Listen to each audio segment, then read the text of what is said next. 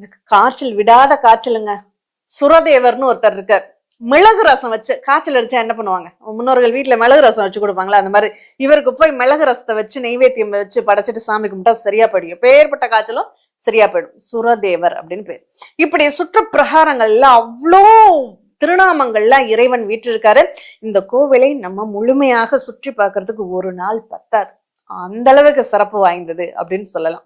சரி, இந்த சிறப்புகள்ல ஒவ்வொரு சிறப்புகளும் இப்போ நமக்கு ஒரு முனிவருடைய அனுகிரகம் வேணும். இப்ப அகத்தியருடைய அனுகிரகம் நமக்கு வேணும்னு வச்சுக்கோங்க. அகத்தியர் வழிபட்ட சிவாலயம்னு அங்க இருக்கு. அங்க போய் அகத்தியரை அங்க அபிஷேகம் பண்ணி நம்ம கும்பிடலாம். சப்த ரிஷிகளுடைய அனுகிரகம் நமக்கு வேணும். சப்த ரிஷிகளுடைய சிவலிங்கங்கள் அங்க இருக்கு. அவங்க பூஜை பண்ண சிவலிங்கங்கள், அவங்கள போய் கும்பிடலாம். பஞ்சபூதங்களினுடைய அனுகிரகங்களும் நமக்கு வேணும். பஞ்சபூதங்களும் அப்புலிங்கம், வாயுலிங்கம், அக்னிலிங்கம்னு அத்தனை ஆகாயலிங்கம் வரையும் அங்க இருக்கு. போய் கும்பிடலாம். இல்லைங்க,